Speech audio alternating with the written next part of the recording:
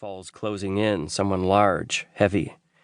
A challenge, thank God, one he'd been missing since planting his ass behind a desk at Sawyer's Security.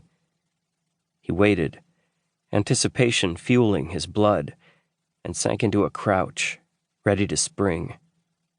The sounds of his pursuer slowed, and Trevor tensed.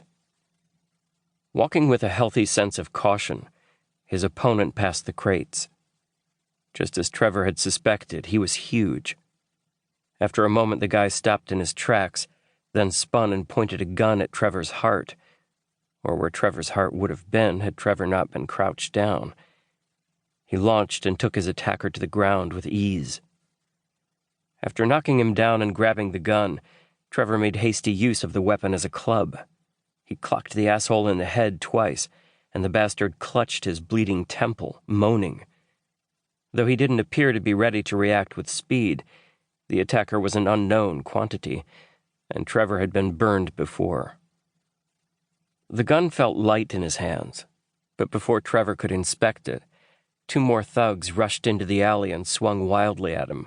Confused at the lack of sophistication he might have expected from professionals, Trevor easily dodged their punches and returned more than a few.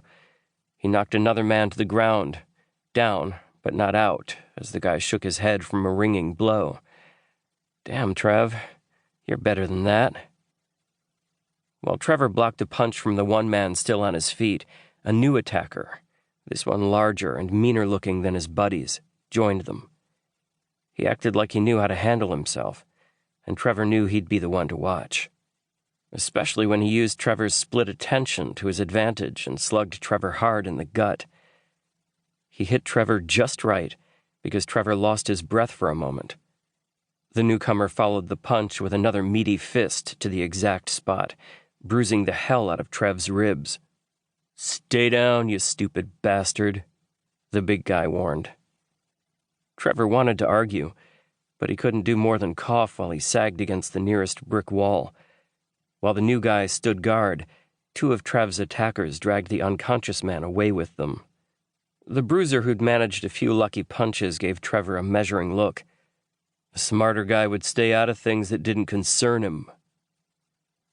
Trevor did his best to memorize the guy's features. He had broad shoulders, height putting him at around 6'3" or 4, and a scar that bisected his left brow. Brown hair and brown eyes. Mean-looking, yet average when his expression evened out. Then the bastard raised his hand and pretended to shoot Trevor with his fingers. Bruiser gave a short laugh, then followed the others out of the alley. Wishing he could follow the assholes and plant a few bullets in some bodies, Trevor straightened with care and looked for the gun he'd tossed away earlier. He bent, swearing, and picked it up while cradling his side. "What the? A toy gun?" After a glance around him and sensing nothing out of the ordinary, he backed out of the alley, tossed the toy in a nearby dumpster, and walked quickly away. Talk about a weird ending to a shitty day. The only good thing about his week was that it had come to an end. He knew he had to alert his new boss to the incident. Though Trevor had taken to sitting behind a desk, working digital security, monitoring, collecting information, and feeding the field operatives, the Lancaster case had worried more than a few agents at the firm. Still, Trevor hadn't had any contact with the bastard poor Mrs. Lancaster was doing her best to divorce, so why the heck would Lancaster, or anyone else for that matter, think to attack him? Could this have to do with his past, working for Uncle Sam? No.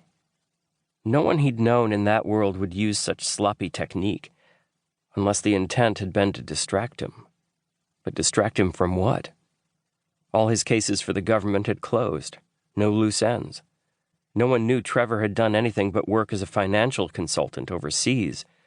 He was sure of it. After pausing to shoot Evan Sawyer a text describing the altercation, Trevor convinced his boss he was fine and put the matter out of his mind. For now. At least one good thing had come of having his ribs bruised. He wasn't bored anymore. The fact that he looked forward to a night of violence told him...